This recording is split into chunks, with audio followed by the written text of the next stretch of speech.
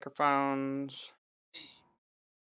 Hello, and welcome to the Geek on My Sleeve channel. Today we are doing a geek out over a Mark of Kings by Luke Chmilenko and Bryce O'Connor. We've played with several of Luke Chmilenko's books. I know absolutely nothing but about Bryce O'Connor, but here we go. Or here we are. Ba ba ba. How's everybody doing today? Yeah, it's been an interesting week to say the least. How are you doing, Pete? Very much the same. Not quite as together as I would have liked. If you saw the July TBR, it is kind of very much that. I was kind of at the end of my day. This is at the beginning of my day, but man, what a Yes, day it could be. what a day it could be. I'm right there with you, Pete. I had to do a last second travel across country. Unfortunately, a friend of mine passed away. Just got back from attending his viewing. And traveling in a COVID-19 world is a lot of work. So we are not as prepared as we'd like to be for this Geek Out stream, but um, it's as much about just kind of unplugging from the world for us and geeking out over these incredible stories we enjoy so much. And yeah, what better way than to play with magic, dragons, elves, undead, all that other good stuff in this story. So yeah. We meant to have the spoiler-free book review up before the stream. We are still going to get that done, so we might do a little bit of that type stuff in here. But Probably keep yeah. them separate, but yeah, we normally like to do the spoiler free beforehand. That way, if people want to pick it up and go through it to join us on the journey, it makes sense. Kind of give you an insight as much as you can read reviews, and Goodreads is a thing. Mm-hmm. I Mm-hmm. always, whenever I buy anything or whatnot, I look at several different viewpoints and reviews. So, Yes. Yes. But yeah, all in all, what'd you think of it, Pete? so first time through, I was kind of like, but after second time through, I enjoyed it a lot more. Mm-hmm. And the thing that stood out the most to me is just how many different angles they have for encompassing and explaining the world. Because they Mm-hmm. had Declan, who has the king's blood or Wren'S blood through the generations, giving him Mm-hmm. memories or flashbacks. So that was a unique way of doing it. Just like many other books, they had like a beginning of chapter blurb or excerpt where so and so says, Yeah. whatever about space and time. And granted, I didn't catch all of it first time through, second time through, it was a lot more meaningful. And then I actually knew who those people were. So that was typical, but it was done a lot better than some other books. Some other books, it incorporates it, but you don't see it doesn't come to fruition or it doesn't add value. So I really enjoyed the Mm-hmm. beginning excerpts. And then you kind of have the sorry, my nerdy lingo, the slash mentor for um Reen and Bonner, and how like they're literally so old, like they just put her down 700 years ago, but then they've had so much more expanse in life and everything. Yes. And so just the way it ties it all together, and it could create different viewpoints without having to do a whole separate origin story and backstory for these other viewpoints. It did well building the world up in many different ways. Yes. Yes. And I think that's a sign of a good book when there's so much depth there that when you go back and you reread it or re-listen to it, in our case, you catch that much more of the foreshadowing and that much more of the build up and everything else that's involved there.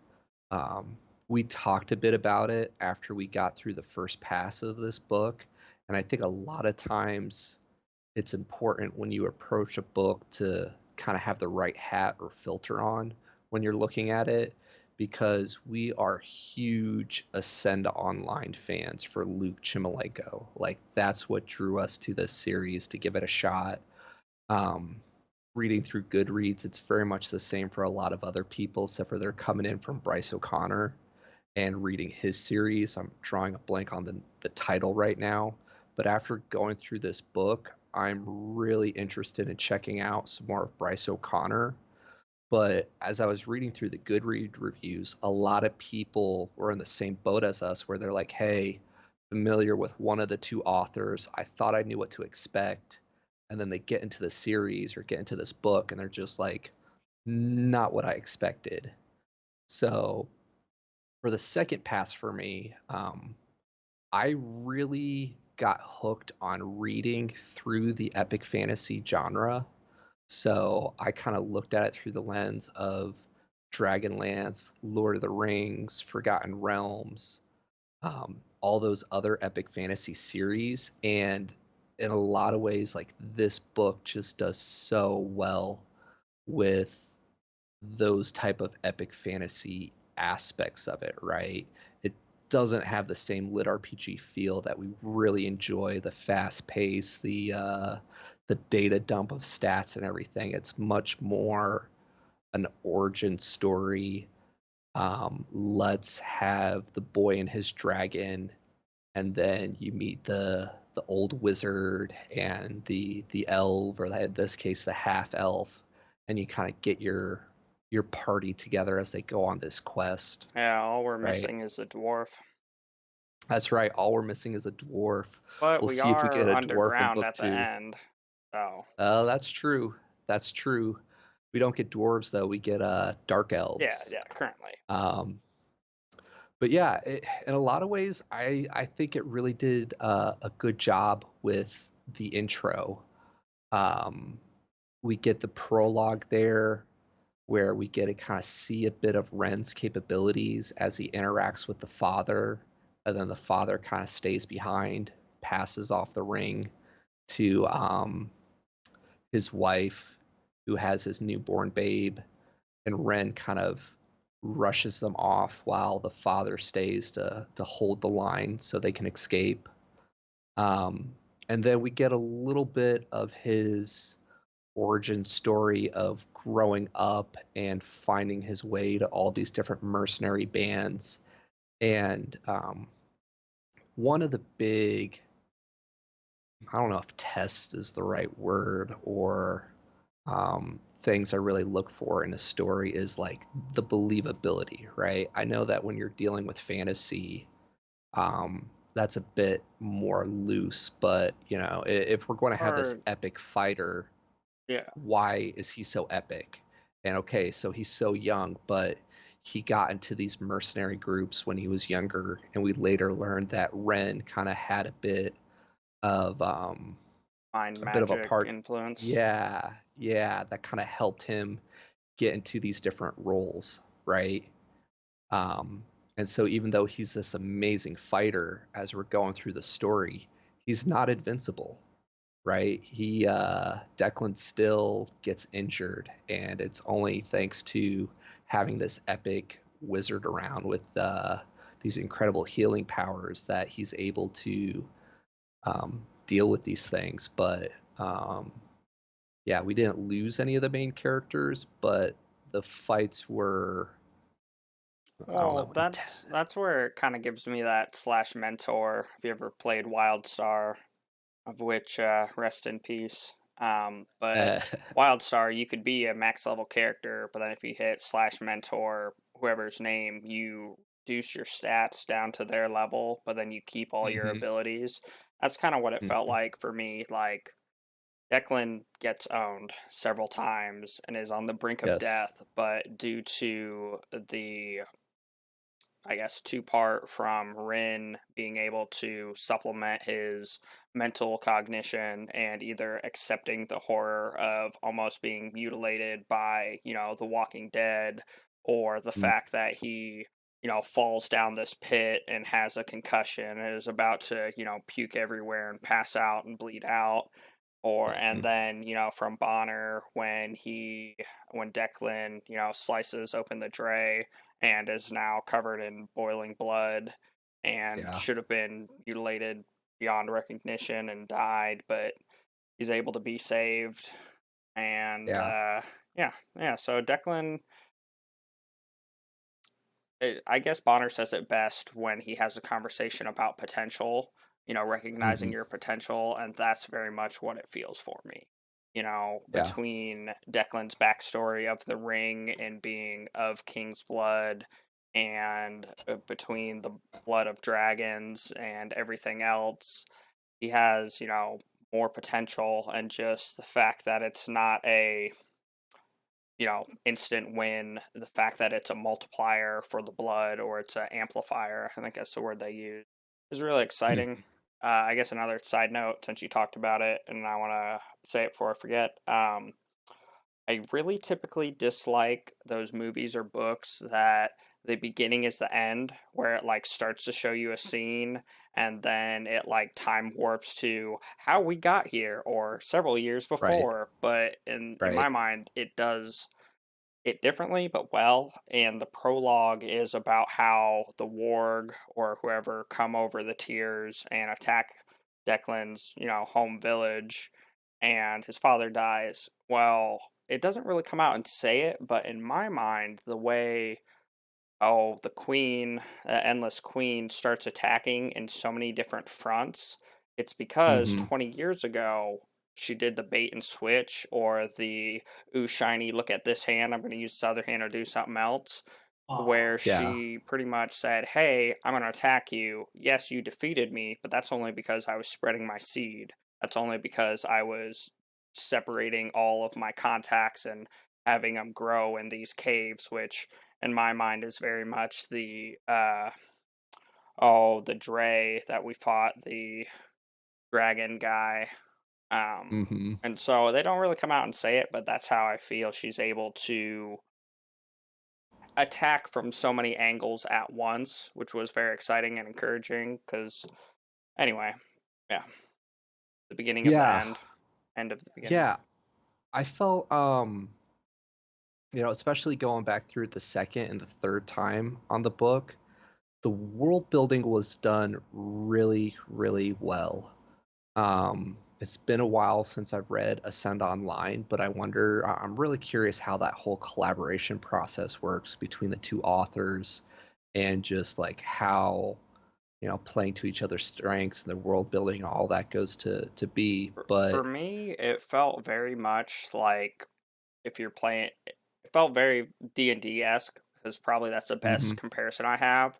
But mm, if so and so has real life events of which we don't speak of, and they can't play their character, but their character is currently, getting their rested XP in this yeah, tavern, you just have the DM, the dungeon master, or someone else play their character. And this very much felt like Bryce O'Connor, which I know Jack about, was playing Rin and Bonner, and meanwhile, I felt very much like the half elf and oh, uh, Declan were being played by Luke Chmilenko. There are a couple okay, parts that are different, but it felt very much, I guess, camaraderie, and as if, yeah, it was both parts. Though I yeah, guess we do get Rin and Bonner, we get a lot more of that just natural camaraderie. So maybe it was a different split. Maybe it was more like Rin and Declan and the Iracels, or however you say their last name, Bonner and mhm, Esther. Yeah, okay, mm. that's probably the split. That makes more sense. It'd be interesting to find that out. I really enjoyed Ren and Bonner's bond there. You could tell that they have history, just kind of the banter back and forth. And there was a couple moments there when Wren is finally talking to Declan about the world that he did everything to shield him from. It's kind of like easing him into it, and Bonner keeps trying to chime in. There's some of that bromance or brotherly love between the dragon and the wizard, where it's just, Bonner's just kind of whistling and humming to himself after he interrupted and tried to help fill in the gaps there. Yeah. Um, I wonder if we're ever going to be going back to hear more of their origin story, because this was very much Declan's origin story, right? Yeah, The yeah, it was very much, hey, Mark of Kings. yeah, you're the new guy. We're gonna view it from Mm-hmm. your eyes. We're gonna explain and express stuff through it. And Mm-hmm. there's no way we're not gonna get more because uh, they're, I mean, like you said, he was there 700 years ago when all this went down, and I could very easily see things revolving and coming back to it, and other things that they need to explain. And yeah, Yeah. they were there, so we're gonna get to see a lot more of it. How do you feel they did with the world building slash history there? A lot of people get annoyed when, they just tell all that stuff in dialogue, instead of like showing. A lot of Oh, times authors talk about show instead of tell. I Um, felt it was good because of the scale it's got to be on, and that's kind of like what I said at the very beginning for what stuck out for me, because like we get those quotes from people who were there and at the beginning of the chapters, and then we got the retelling from Rin or from Bonner as the action is happening, so you kind of feel like you're mhm, there. Oh, we had the little girl who was, gathering stuff with her mother who was beside the tears, and we got to feel it from right. her. And then we got first his Blood of Kings flashback through Declan, and we Yeah. got to see it there. And it was a very well executed thing for me because you've got Rin explaining it and you're like, oh, okay, cool. But then you've got Declan getting the emotional jives and feeling it as he's going through it. And there Mhm. was a little bit, oh man, it's right after they leave their first town and they get attacked by the warg or whatever. And we Mm, have that big old fight scene and they go off, and then there's a dense section of building, but it answers a lot of questions that we had prior. For the majority yeah. of the book, it does well kind of balancing it out because it starts off and it's like, hey, Declan's doing this mercenary bit. Oh, wait, we're moving along, we're saving the elf, and then now we're overwhelmed by all the magic. And then, Mhm. Rin goes off and he kind of gets a chance to digest and to kind of see little bits of the world and interact with other characters and get to know them. But then, Mhm. there's a little bit more, and then we get a big chunk, a big section that just kind of drives it all home.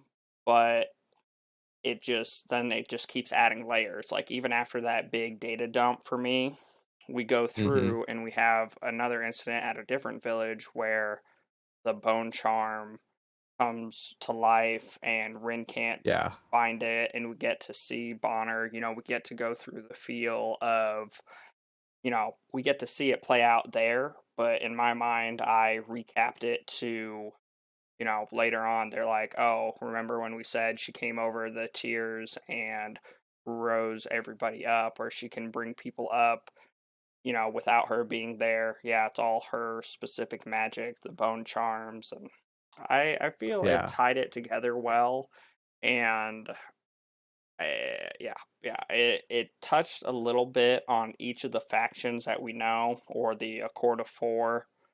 Yeah. Yeah. Yeah, This book, again, we talked about it like when I put on the epic fantasy lens and reread it.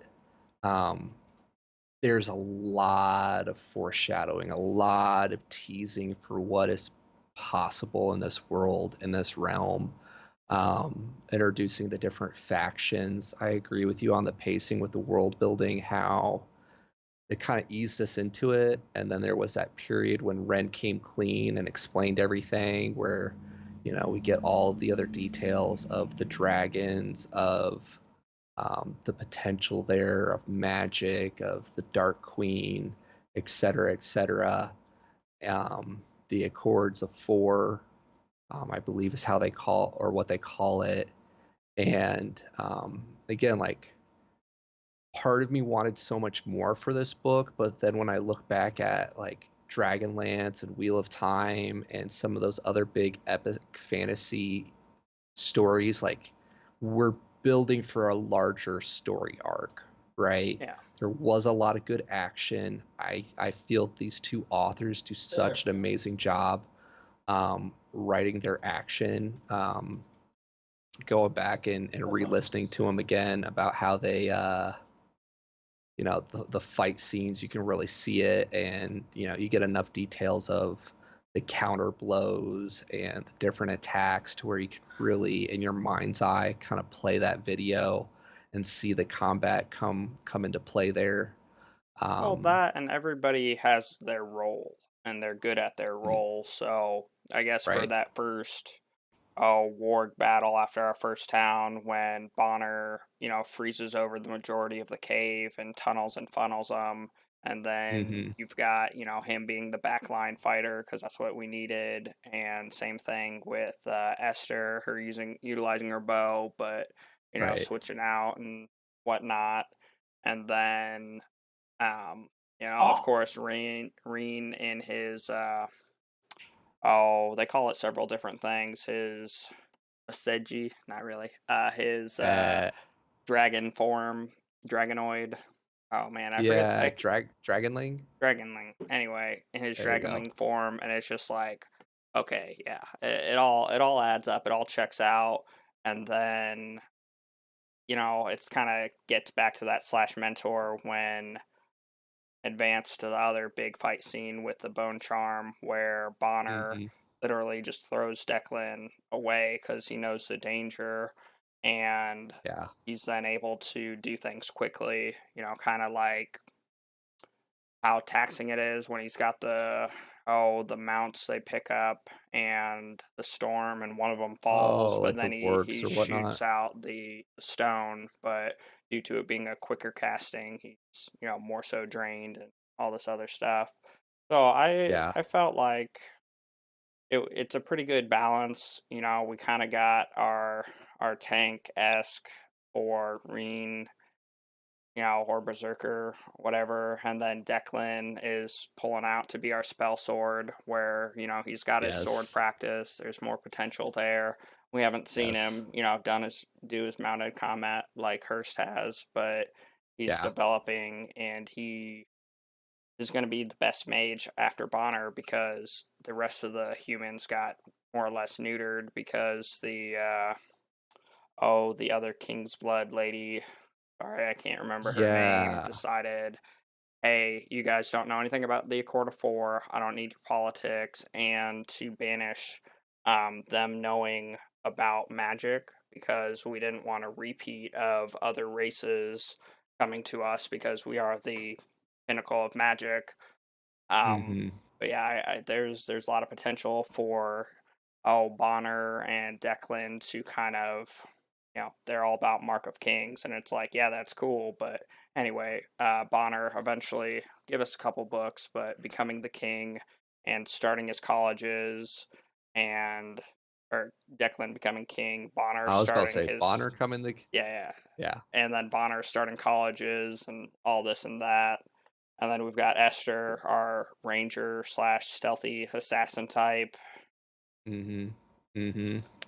There's a lot of potential there, which as we get closer to the end, I'd really like to theory craft with you and brainstorm a bit about some of the different directions they could go. But yeah, I'm trying to think. It's a longer book compared to the lit RPGs that we've read from Luke Chmilenko. Um, His last one's and pretty long, but yeah, anyway, longer. yeah, yeah, longer. And like first pass through, I felt like not a whole lot took place, but at the same time, as I went back and I re-listened to it again, there's a lot that happens, right? We get a lot of the origin story, we get a lot of the history there. Um, And it just does oh, it with so much potential left because yes. we really get like a deep dive more or less into dragons because there's only a few of Hmm. them left. We get a deeper dive into humans, and then we get a brief skirt into elven, and then kind of same story for dark elves. And then that Yeah. was kind of one of the satisfying bits for the ending for me because like we know about the humans, we know about the dragons, but the Did one I was about to say, did we ever learn about what happened to Esther's mom? I it was just like glimpsed a couple times. I think it's weird because I believe Esther said she got called back to be Okay. something, and then it turns out to be like the Knight's Guard or whatever. I forget the translation. But then in a separate part, Esther mentions that she used to be one of the Knight's people, but then she Right. lost it. And that's where I'm confused because Esther's only like 20 something years old. No, no, And no. I think she's older than that because I was trying to figure that out because they talked about Esther had been practicing magic for 20 years longer than Declan. Declan. Okay. I guess So that's where I I got the don't 20 from. think, yeah, I think that's where you got the 20 from, but I was trying to figure that out too.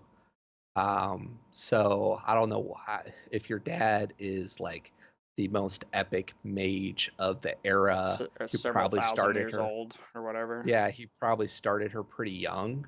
Well, but Um, she's got to be at least less than 700 years old. oh, yeah, yeah, Yeah. yeah, yeah, because that's when The him queen and got, when yeah. yeah, when Bonner and his wifey Elf met up. Um, but I don't think she's that old, Well, yeah. but she's definitely older, yet at the same time she seems so youthful, right? Like when she's really getting excited about going to The the main capitals and capital whatnot. and And, everything, and she's trying not to get too overly excited as everybody else is cheesing, and well, I feel you that know, that plays out in several other fantasies where, due to them being a longer lived race, I want to say it's in the Divine Dungeon series where they talk about the nobles being considered kids until like they're 28. Granted, that's not as right. big of a scale, but they're like, yeah, when you're going to live several hundred years, what is 28 years worth of being considered a child and blah blah blah. Anyway, due to the longevity of the race. Um, yeah, That's one of the things, and I know I keep saying it, but I really enjoy about just fantasy series and reading in general is it really challenges people's perspective on things, right? Because we know what we know and what we're used to, right? Being humans, um, living in this realm, quote unquote, and we're used to being a kid up until your late teens and then adulthood, et cetera, and then like in this book it really challenges your perspective because I think with the dragons they're considered youths until they get 100 plus, right? yeah. As they were kind of getting Wren's origin story out of the way and kind of explaining the fact that he's royalty in his own right and how their royalty and their structure is kind of set up differently, right? And the fact that like he was obviously born to a woman, but they don't think about their parentage in the same way. It's more of this like community based type structure. And we get to, we can kind of relate to Declan a little bit as he struggles with these different concepts. Like here Well, he is, mid 20s, and his best friend who he's kind of coming to accept that he can transform between a wolf, a hawk, and a horse, and he's actually a dragon. um and how like he's well over 700 years old and was a kid for 100 plus years, right? yeah. And I guess the only thing I can kind of somewhat relate or understand it to would be like Oh, I forget what animal, but essentially, I think it might be birds. Like as soon as they hatch, then whatever they see first is their mother. It's kind of like imprinting. Mm, yeah, yeah. And then oh, I had another example. I was gonna say sea turtles, how they're weird, and it has to do with like temperature while they're inside the egg dictates their gender, which Yeah. random. I've been watching a lot of Aquanauts with my baby, so random Oh. animal facts. Yeah. Another fun little perspective shift is the fact that like here we have Bonner, this epic mage and everything, and we learned that the Elven nation, at least in this fandom, is matriarchy, where he took his wife's name, Or yeah, um, last and name. and then yeah, last name, and then also just kind of the magic that's involved there of sharing their lifespan and everything, which I think is kind of fun and interesting, because it's not the first time we've met the half elves, but then also like the stigma associated with that, and again, just one of the many reasons why I enjoy fantasy is it gives you that different perspective and different viewpoint that we can kind of relate to in our own realm, where half elves are not really seen as, by humans they're considered like half elf, and by elves they're considered half human, really no home, etc., etc. Kind of walk a mile in their shoes, develop a little bit of empathy for them as we're fighting undead wargs and everything else that goes along there. Yeah. Um, what'd you think of the romance subplot there? There's obviously something building between Esther and Declan, right? Yeah. I can see very so the Accord of Ford is a nice idea, but let's be real, they lay it out plain and simple. The only thing humans are good for is breeding like rabbits and their magical intent or their magical potential. Um, Yeah, we I don't know thought a that whole was. lot about elves yet. What's that? Oh, I was going to say, I thought that was kind of interesting with this series, and maybe it's more common in other ones, but the fact that humans are naturally more magically inclined than some of these other species, I more think often than it not. plays through pretty consistently because I guess for Okay, the land, it's just kind of like, hey, they're a catch-all class. They're able to be a jack of all trades. Kind of like if you master play of none. fantasy online, the humans are a jack of all trades. They're, able to be flexible, and it has to Hmm. do with how short their lifespan is. They're not pigeonholed into a min max. Um, Yeah, got to have something going for us when all the other races live like 10 times as long. yeah, Yeah, yeah, yeah, I yeah. think it's pretty common, Okay, or at okay. least I for guess I was thinking that more often than not, it was the other races that were more magically inclined. Um, but now that I'm sitting here, I'm having trouble thinking of a couple or I others, think at least when it comes to epic they fantasy. have like unique magic, but they're Mhm. not like versatile in their magic. Okay, okay. I guess that's the vibe I got. Yeah, yeah. So, Declan at the beginning is already this awesome sword fighter who got trained and coached by his horse, on how to use a sword, and then go through the mercenary companies. Um, I wonder if we'll get more flashbacks to that there. But Yeah, we could, but I rather learn about the, 1,000-year-old dragon yeah, and I'm or, Bonner and his, done with humanity. Just kidding. Here's my elf. yeah, go be a hermit in the woods, and if I see somebody come across my wards that needs some help, I'll go out and do my part. Um, I really enjoyed Bonner.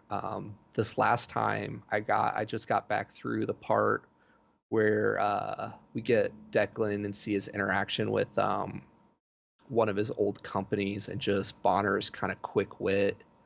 kind of steering the conversation and talking about how Declan is more trouble than his worth, or than his coin purse or something Yeah, like that. yeah. Yeah, yeah, More yeah. trouble than He's he's worth, if you ask my coin purse. I think there was the you full go. line of There's the thought. quote. Um, but yeah, it's a fun dynamic, and I felt like all the characters were really well thought out and well rounded. Kind of had their own unique personality and take. Um, yeah, yeah, yeah, yeah. Um, That and there's still just like so much potential because mm, yes, towards the end we understand that the other person who had the blood of the dragons, who became the queen, which in my mind was kind of unique and interesting because that normally doesn't transition that fluidly. It's always like, ah, we're men, we own everything. Woman right. can't be on the throne, but the fact that, she just murked like half of the military up against her, and then she Yeah. comes back and she's just like, yep, yep, keep killing all those nobles. Good job. And then I she turns around and just like stomps the education of magic, and then she, completely hides or whatever the Accord of Four. And yeah. yeah, there's a lot of still potential for them to make a comeback with magical powers, but at the same time, Hmm. like our mage and our spell sword are currently about to go walk into the dark elf camp. So Yes. Yes.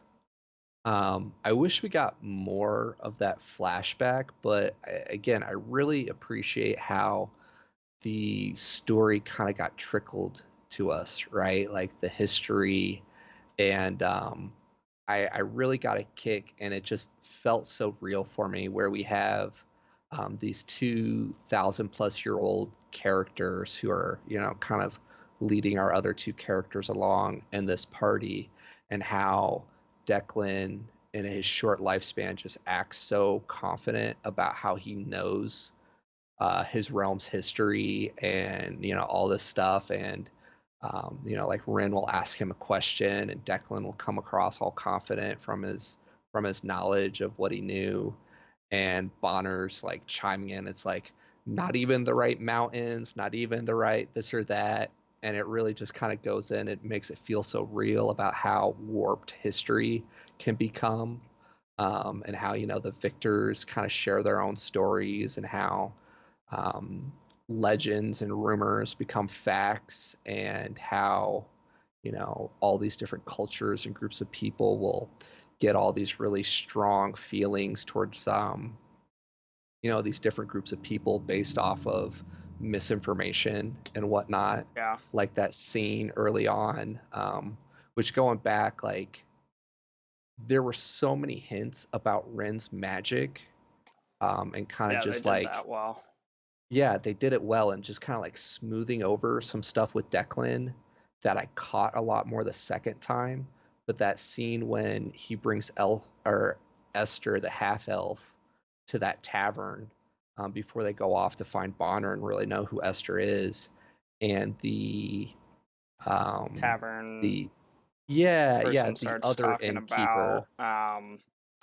King's blood and how it came to be, and he just like Hmm. starts sucking in the light and staring her down, and she's like fearful for her life and all this. And Yeah, yeah, and just sharing some of the rumors with dragons, and how, like, with the Accord of Four, and how the dragons were like the villain and everything, and how that really played into Declan's perception of Ren when he comes to term with the fact that he's a dragon and everything. And again, like, well, just I thought it did well because it made it feel as if you were going through the emotions as or with the character because he's so mhm, confident in his knowledge, but then you see him catch himself several times where he's like, wait a minute, due to that, or oh, due to that. And then it allows him to yes, connect the next dot and ask the next appropriate question, like, why do we have this giant castle or fortress on this side? And it's like, oh, all hmm perception. Just kidding. All the nobles actually know. Yeah. Yeah. Yeah. Yeah. Um, what else you want to cover with this book? It's a long book, and I know there's a lot of stuff in there that we could really dive deep on, but I really I want to think get into some theory yeah, crafting I'm at with the you. speculation. So I guess kind of paint it for you here. So we walk into the Endless Queen's ward after changing our path again. We're essentially going to march up to the Dark Elves and be like, "Hey, so you guys know how to kill people efficiently? Why don't we join forces?" And for me, like I felt like they were literally walking into her castle, so to speak, because that's where, if I remember correctly, she died, because that's the point where she would have gotten pinched between the armies and where she Mm-hmm. retreated to or whatever. So she died, didn't die, and so she's underground. And I kind of felt like they were walking right into it, but I was glad that the Dark Elves, come and save them.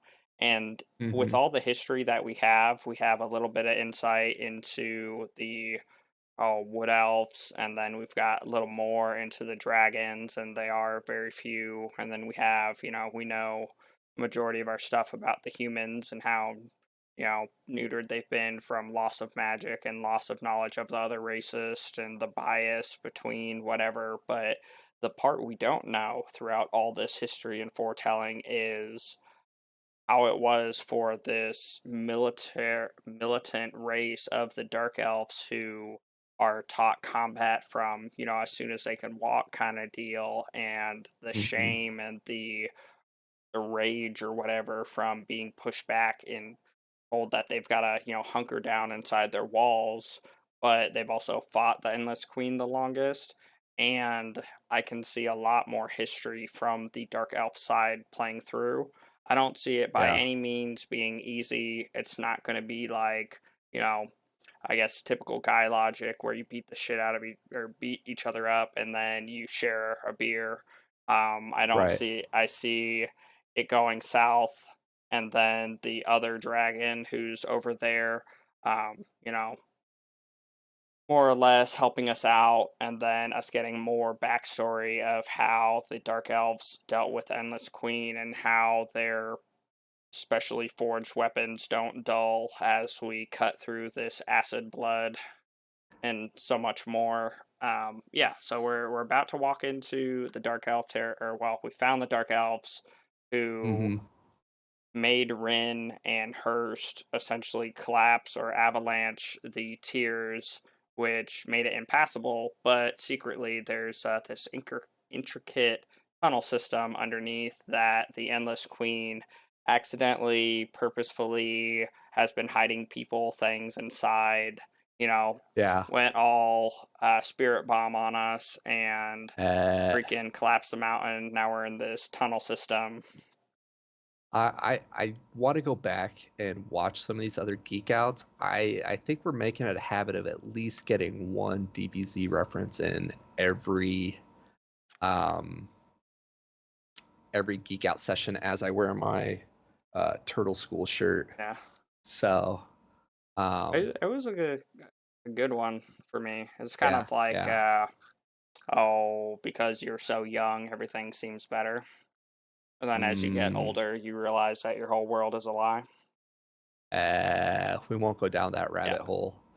Um, yeah, this book sets up so much potential there, right?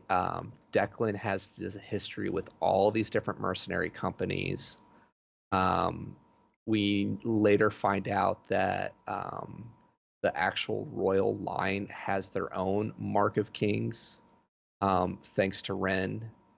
So there's that aspect to it. We learn a bit about the different histories and the Accord of Four, between the different elves, the dark elves, so on and so forth. And everything we see in this first book is basically um, chaos is breaking loose, right? We keep finding out more and more that the Endless Queen is on all these different fronts, and the wargs and undead are showing up in all these different areas, right? And we haven't yet answered the question why all of a sudden Declan's Mark of Kings is kind of coming active, right? Like he's all of a sudden starting to get these dreams, starting to get these flashbacks through his ancestors. Um, I don't know. For me, I and, feel like it's always a subconscious thing. Like, can't remember a name of something, but then you see a picture of it and you're like, oh, that.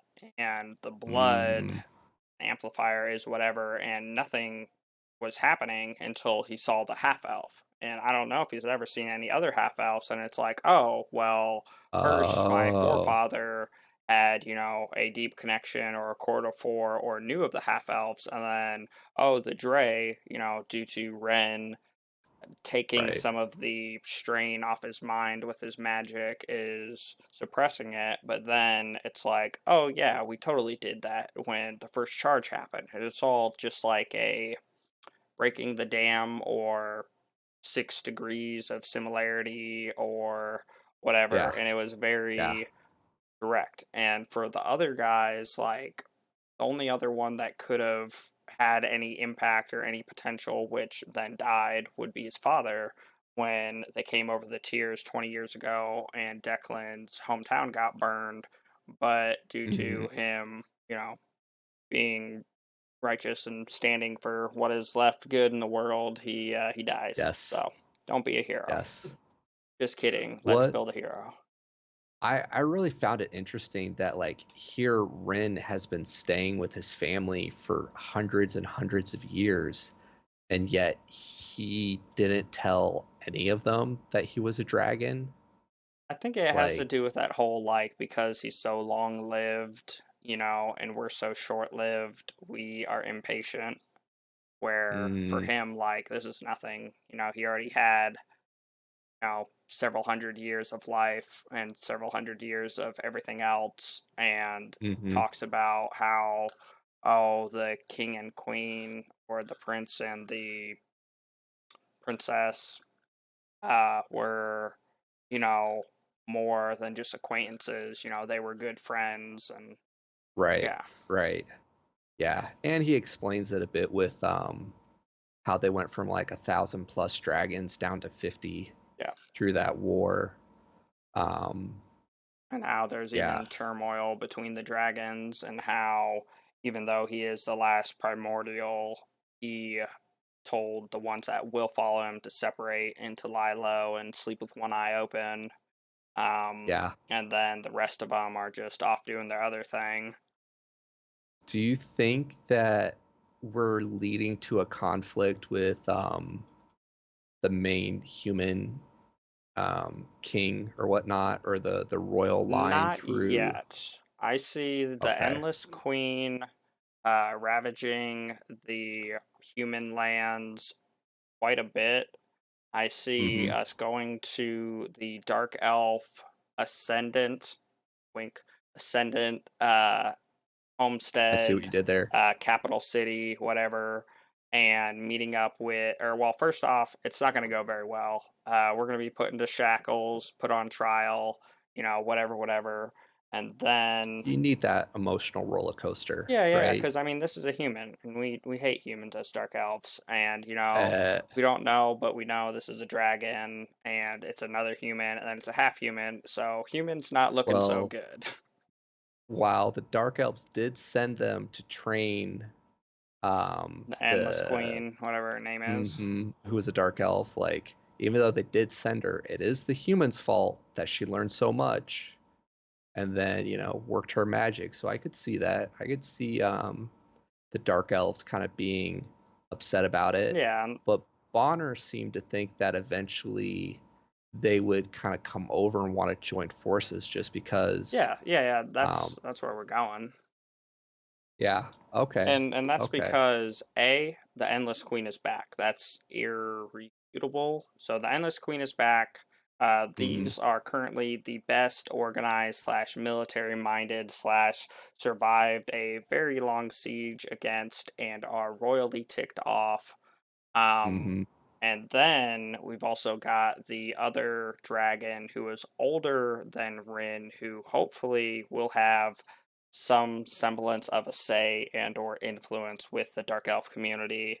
So Right. that's going to play a big part. We're not going to find him Right. right off the back. We're going to do some mind speech hullabaloo and eventually find him, but not right off the back. I think two is Yeah. going to be a lot of dark elf backstory, is going to be a I could lot see that. of the culture shock or culture difference slash language barrier. Because kind of like that first scene when the dark elf has a sword to Declan's neck and says something, and he's just like, I can't understand a word you're saying, but I have an idea of what you're saying. Why are you here? Right. Right. Human, quote unquote. And so, Um, yeah, well, I mean, our main character has to build up his reputation bar with each of the factions, right? That way, when they call them all to his banner as the world is crumbling around us. We can't have a repeat of the last war where we all killed each other till the final end, and then we joined forces to take on the Endless Queen, right? Like yeah, but it was never history like repeats came itself. to terms, and I see a lot of like we finally get through to the Dark Elves, 1 to 2 books later, and then Mm, the Endless Queen is spreading out her thing and doing hmm whatever, but then the humans have their back to the wall, and they can't breed quick enough, whatever, and yeah. then it's inverted where now it's the wood elves who are holding themselves up and staying away from the world. The dark elves are like, let's go get her, revenge. And then the humans are, scared and cornered. And Well, we have so the humans won't. Esther's mom back with the Wood Elves, right? So Yeah, we but have she's our not in faction good rep. standing. She's the one who signed the Mm, Accord of Four that led to this disaster of them murking a lot of the that's noble right. That's lines, and right. that's the same thing with Rin. Like, Rin knows this other dragon, and it's eventually going to work out, but at the same time, like, yeah, we're gonna have to build back trust, and I Hmm. think the Accord of Four is not how this is gonna go. I feel like it might Really? end up. Yeah, because we're not gonna bring in the Dark Elves into the Accord of Four, because why would they do that?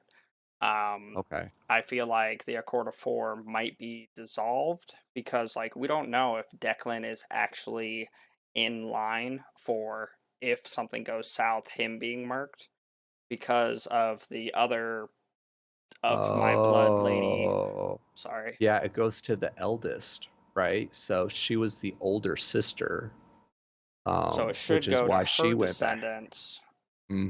but at the Hmm. same time, we don't know because he still holds the original ring, and Right. we don't know Right. how because I I would think that the nobles would have more children, so the blood would be uh, diluted. Okay. Meanwhile, every single one of Declan's older people birthing children only had like one child. Ancestors. Yeah, Yeah. ancestors. Only had like one child and often die immediately after.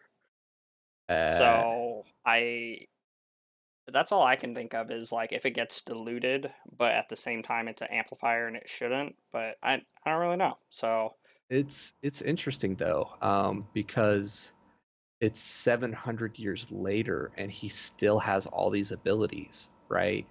Um, since like he gave his ancestors, or since his ancestors bonded with Ren, right? So it makes you wonder, yeah, is there potential to do it again?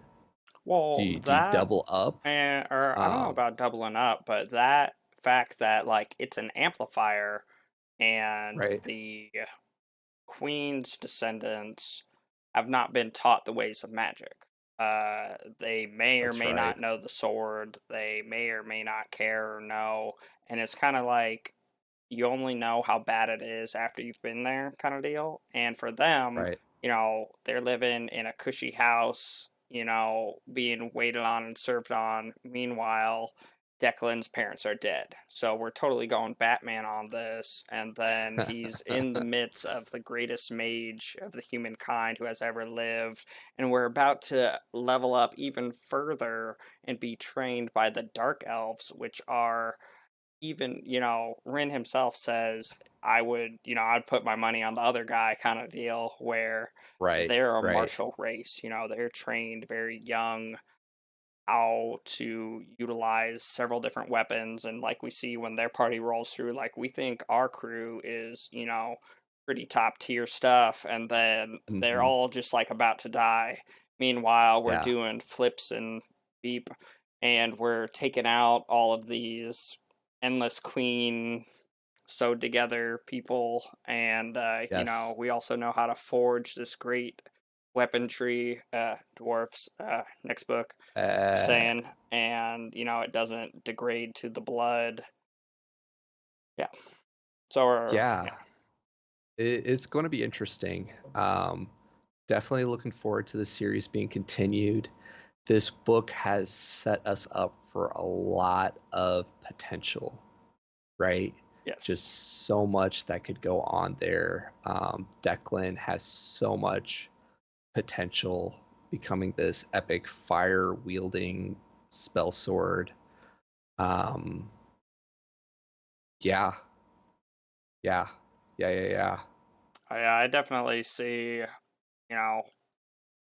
it being problematic, us getting more dark elf black or backstory, and then eventually coming to the human realm and trying to convince them, nobody listening, murking all of their nobles because why not? If I am of the noble line, it only activates versus other races, but if it is your own race, Highlander that, and there can only be one. Declan is now the king, and now we're going to go save the wood elves, who are also kind of a dark elf, but not really.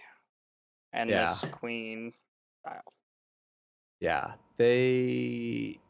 Yeah, the human realm isn't looking too good, right? Like, even though they talk about the mercenary groups increasing recruitment, um, we find out through that one guard that pretty much there's only like 100 something people, oh, they're all guard converging. soldiers.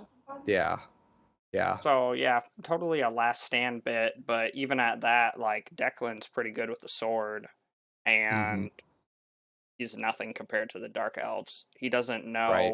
know, where to strike for which variant we're fighting, and he doesn't know all, they don't have the weapons to sustain, acid Mm-hmm. blood. And yeah, it's the dark elves are gonna pull this one out of nowhere. Humans are gonna be snobby and racist as always, and Uh, they're going to, yeah, have a bit of problems.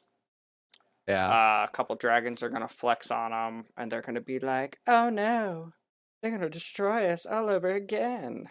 And then Declan's just gonna walk up and be like, yeah, so now that I'm king, Yep. we're gonna change a Yep. couple things." So we try to do it almost every book. Who do you feel was the MVP for us in this book? I would have to say Bonner because like right from the get go, we've got Esther who has a concussion, is whatever blood brain stuff means. I can't think of the word. Mm, And Declan just got ripped a new one from undead people. So two of our four are already about to die. Bonner, saves them, and then yet again, he's the support of the group. He tunnels and funnels them for their first big hmm. conflict with his ice. He, flashes them, flashbangs them for the entrance of the first initial wave. He Yes. heals up Rin. He helps them acclimate for the climb up the tiers. He, gets Yes. the wargs on their side to be pack animals and other compatriots who also have their senses and realize certain things to give us extra foresight. he's scrying and able to detect everything. Like Rin has a lot of potential, but Bonner Mhm. definitely, yeah, support character. I'm I'm absolutely 100% in agreement. Bonner is the MVP and saves our bacon time and time again through this book. And as crucial as Ren's training has been for Declan, Bonner with the magic, I think we've just scratched the surface there, right? Like the next couple books, getting him to where he can wield fire in one Oh, hand and a sword in another hand. Go for it.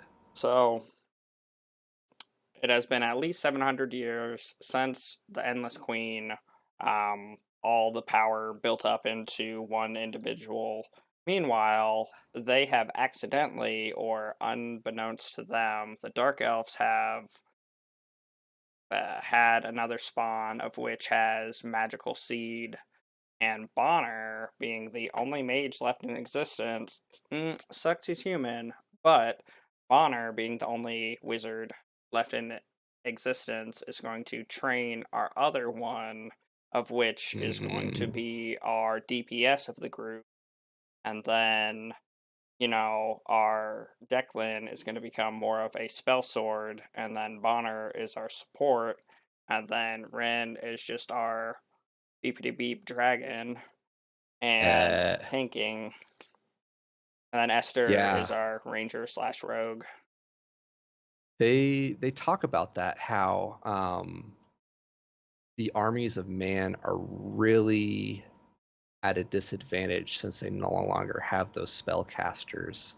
And they talk about how it takes a long time to train them up. If this follows the pattern of typical epic fantasy series, we're going to have several years for them to really develop Yeah. the resistance, right? Well, And for our characters to kind of come into their own. yeah, first book, I mean, the Endless Queen has ransacked a handful of towns, but after the first town, the human populace has pretty much like pulled everything into one pot or is pulling our last line of defense together. And Right. yeah, for her, it's all, diluted. And I don't know almost if due to them having magical potential, but not Mm-hmm. magical XP or not being trained in the ways of magic, if that's going to Mm-hmm. make the Endless Queen's horde less viable. Because, like, having potential is great, but if you don't have that XP and you haven't quite min maxed your stats, then you're not, as viable. So I could see that Right. being beneficial, but it's going to take the humanity being steamrolled to happen. Did we ever figure out what the Endless Queen was really after, or is it just like destroy all life? I'm the undead overlord, We did not. We know she is a dark elf who came right? to the realm of humanity, of which is very similar to a foreign exchange student coming over to America, and how we poison their minds and teach them things in which don't uh, correlate with their previous upbringing or knowledge. And so, you think with humanity just broke her mind and she's now I out think out out to get I him? think it's more, since they're a martial race and they're more about their physical, gymnasts, murking people, doing a barrel roll stuff. With Yeah. her having a more of a magical prowess, it's like, you know, throwing rocks and pointing fingers at the nerdy kid. And Okay. so she was already had a, this is pure speculation, theory craft stuff. She already had a traumatic or less enviable upbringing in the Dark Elf Okay. Empire, and the fact that she can now go and, put a whooping down on all those bullies. Meanwhile, we showed her all the grandeur of the human realms and all our ooh shiny golden thrones, and she Okay. definitely wants to. oh, Daenerys this and get her undead dragons and sit on the Iron Throne. So Yes. I Yes. think it is a Well, bit of conquest. It's a bit of bullies, getting back at her bullies. But yeah, I'm pretty sure I'd she's at a kill 'em all mentality yeah, I'd or really like to power hungry. see more of her backstory, right? And this Um, we're setting up for that. Like book yeah, 2 isn't gonna quite get into her backstory, but they're the only one who knows anything about her. Like I don't know how old yeah. she is by the point she goes to the humans, but they're the only one who could potentially know the backstory of which might give us a hint into her Achilles heel. Okay. Okay. Fair enough. But give it a couple books. So Give it a couple books. Yeah. We are early on this. I don't believe I've seen anything hinting at the second release. which makes me Um, sad. yeah, yeah. Bryce O'Connor commented on Goodreads approximately a year ago saying that Luke and him, Bryce, were plotting out the second story as they speak. So probably early next year. So hopefully that means early 2021 we get the second book of the Shattered Reigns series. As excited as I am about this book, Luke, get back on Ascend Online, man. We're ready for book Oh man. 4, 3, depending on how you count it. Yeah. Yeah, and I think he's also working on an other sci-fi series, if I remember correctly. So Um, I know I haven't said this so much online, but crossover episodes, the capital of the Dark Elves is like Ascendant, and Luke Chmilenko's main book is Ascend Online. And Bonner has a conversation about how Declan is able to alter the weaves of the Firestone as he melts all those warg or whatever. And so he yeah, has a conversation saying, I'm not surprised, and that magic doesn't play the same in time or whatever, and how it doesn't know a past and a present, and how it can essentially transcend time. Um, yeah, and Ascend Online, the world kind of runs itself.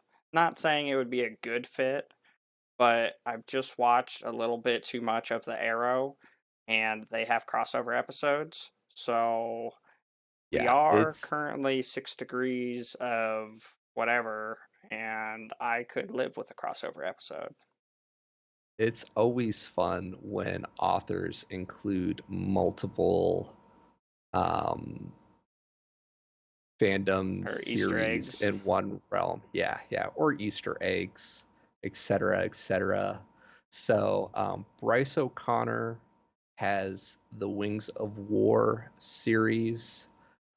Give him a plug there. And then Luke Chmilenko is working on a Starfall series, which looks to be sci-fi esque.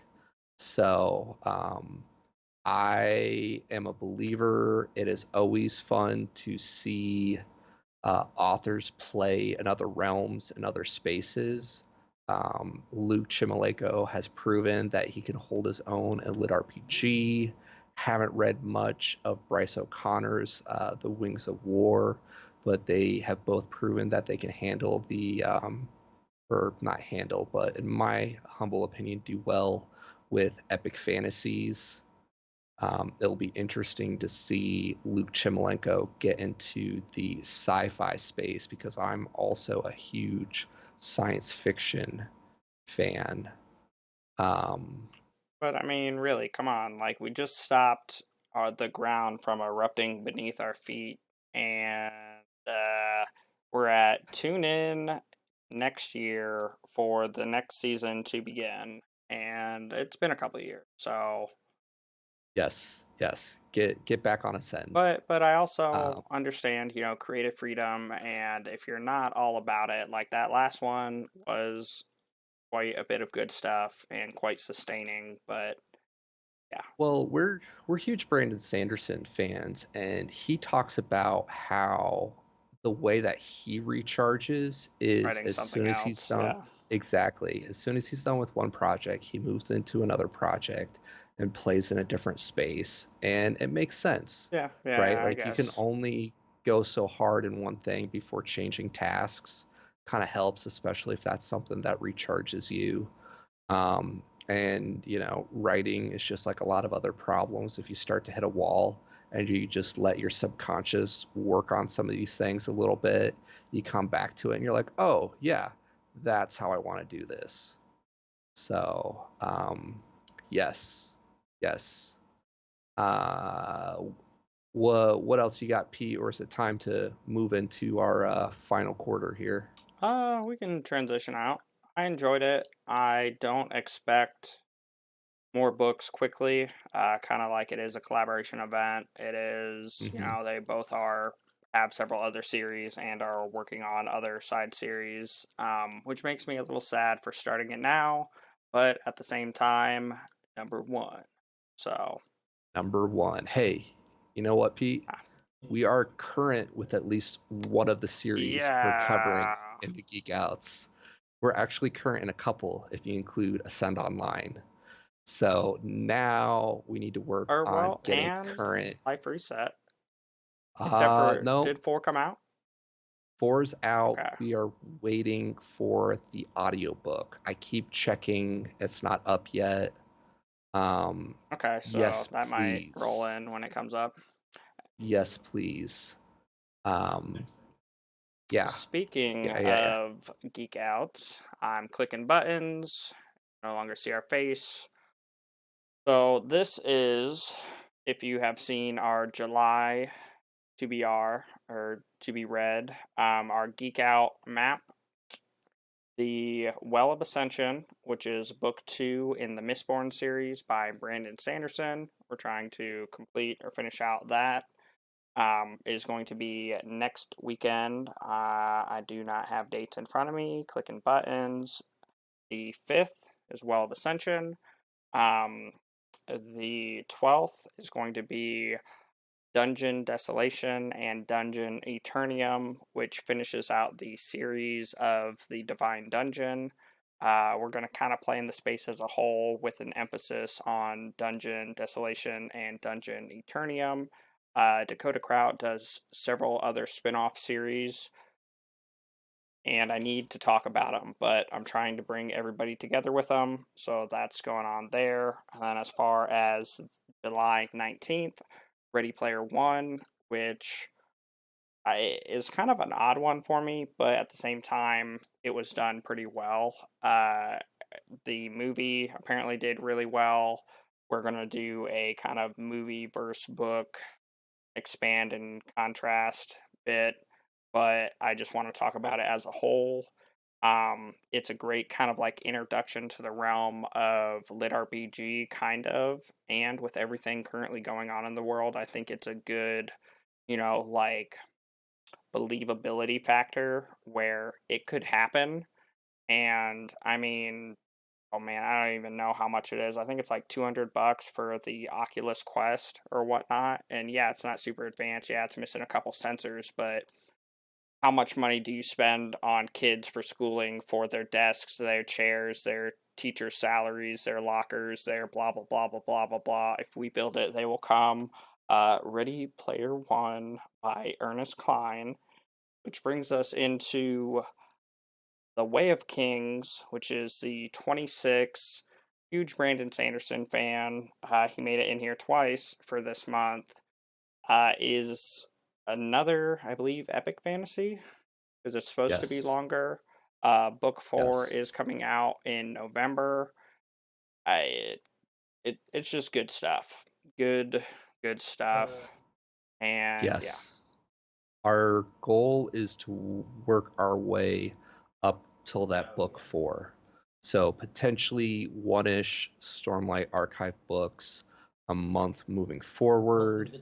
Would really like to play in the space and talk about the Cosmere as well as some of these other series.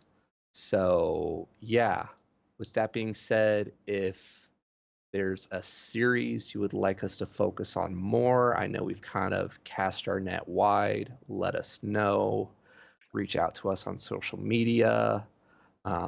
Really enjoying collaborating with some other people on these streams. We got a couple people already lined up for this upcoming month. If that's something you would be interested in, let us know. Reach out to us again on social media.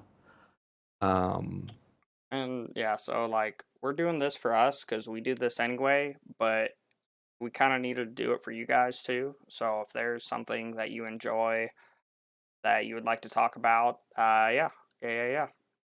we haven't done any where we've just gone through the series as a whole, and there's a lot of potential for that. Um, we're trying to bring everybody with us and along for the ride, and where we start with the first one, second one, third one, so on. But mhm. there's a couple series that I am having a hard time containing myself. So if we want to Yes. We venture we want to further, get current so we can theory craft with some of you guys. We've been doing a lot of it ourselves offline. Just finished book 8 of the Land.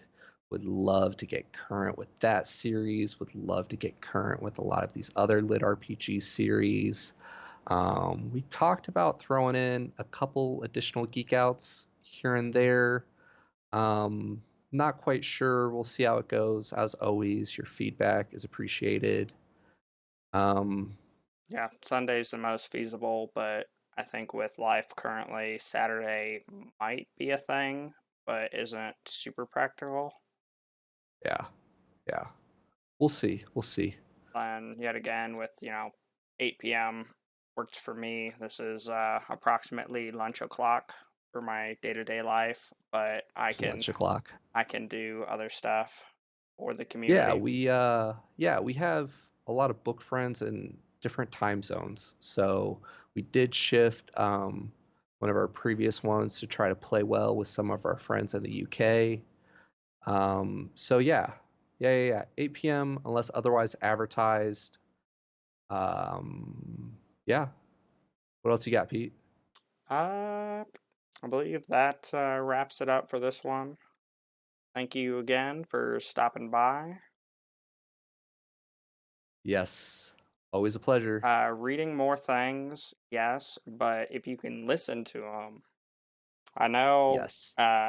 Karen, we have briefly talked separate from here where you mentioned you enjoy listening at one time speed because the emphasis and the inflection and, the subtle meaning behind the meaning or behind the words. And I respect and appreciate that because it is an art form and it is for that. But I, for needing to read more, my current solution is the multiplier effect. Yeah. We should do a separate video. Are we destroying the art behind these amazing voice actors like Nick Podell and Luke Daniels by listening to them in chipmunk mode? I don't think so. Maybe we can get a couple 1Xers on here and have that debate. Depending on the Um, narrator, it would ruin something like Harry Potter. Yeah, and that's a I whole believe that. separate thing. And that's where like, oh man, I need to talk about the land. I need to theory craft. Yeah. But even at 2x or whatever x speed, the audio sounders are just done so well that it sounds good either way. Like the timing or whatever is actually decent. Yes. Yes.